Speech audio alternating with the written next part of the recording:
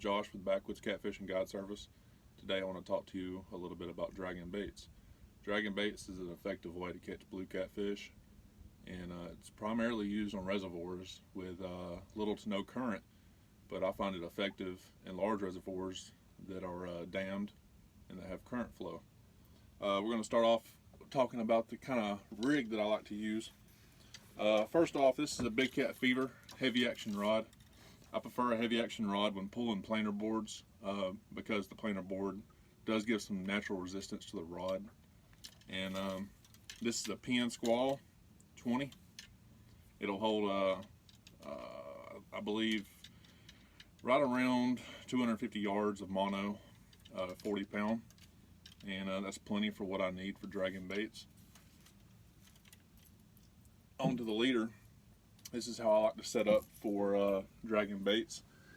Now, what you're going to need is a rig that's very similar to this.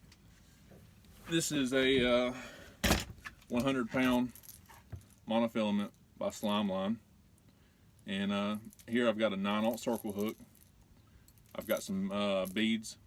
So what these beads do is they will vibrate in current, and as you're dragging baits across the bottom of the river, those beads that give off a vibration. You also need a peg float. I've got that about 4 inches from my hook. And up here, I've got a 3-way swivel, and that is a number 8 duo snap. And as what that duo snap is going to do is it's going to connect your weight that you're going to use for dragging. Now, this is a 3-ounce Dirty South weight. This is strictly made for dragging baits, and is what this is going to do. This is going to lift the upper end up off the bottom, so as you're dragging baits, it'll skip. If you haven't seen the video to these, I'll leave a video link in the description. You can check these out. So these will snap on your duo snaps right here. Close that up, and that's the rig right there. That's probably a 2.5 foot leader. And I'm going to show you how to rig this with bait and how to get your planer board set so you can catch more fish. So when you're hooking your bait, it's important to know how to hook them so they don't fall off the hook so easy while dragging. For the body chunks, that's how I like to hook them. Center of the chunk and probably 1/2 inch deep. That provides a pretty good hold so your bait doesn't fall off dragging on the bottom or when the fish bites it. When you get ready to put out rods, I always start with the rods closest to the middle of the boat and work out.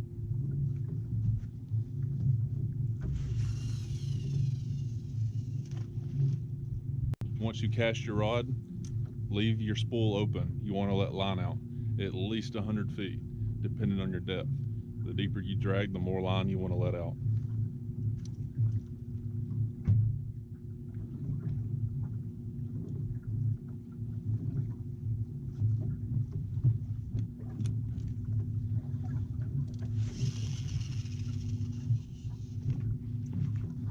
For your heads, I like to hook them through the lips and out the top of the nose. That's the strongest part of the skipjack head, and it gives you the most hook exposed for when a fish bites.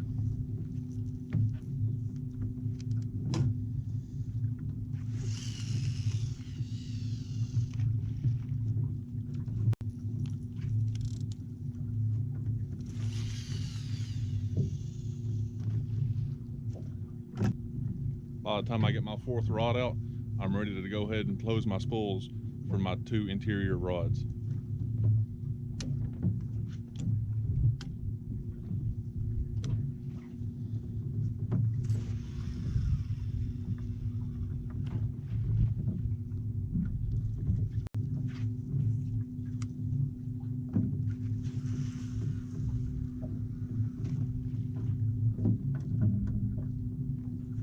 Now that I've got my 2 exterior rods out, I'm going to go ahead and close a spool on the next 2 interior rods.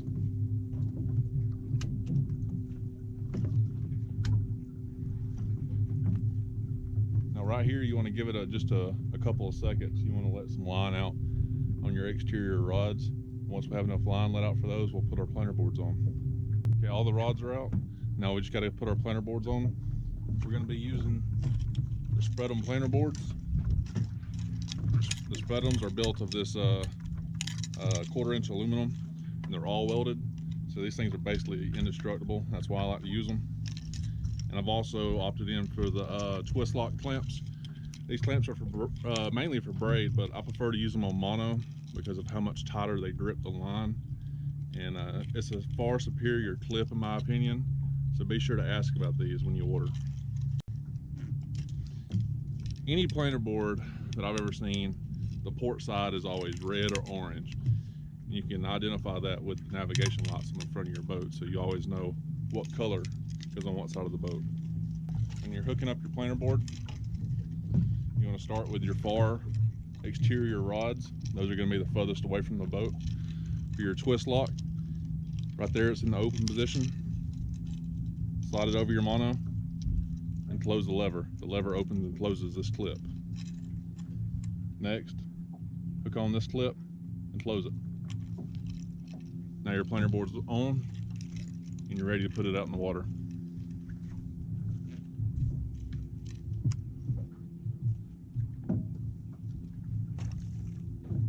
You're gonna let that board go out for at least 30 seconds. That's gonna give you enough time to get it away from the boat. The more line you let out on a planer board, the further away it's gonna pull from the boat. Right now we have our port side planer boards out. All three of them are spread out equally. Now I'm covering a much wider surface at the bottom and dragging these baits. Now I'm gonna do my starboard side and we'll be done. And that's it, guys. Got all of our planer boards out. Now we're fishing. Right now I've got my trolling motor set to about 1/2 mile an hour, and that'll change throughout the day. I'm gonna let the fish tell me what they want. If they want a faster speed, I'll increase my trolling motor or slow it down if they want a slower speed. So I'm gonna pull some boards on this channel ledge and see what I can pick up.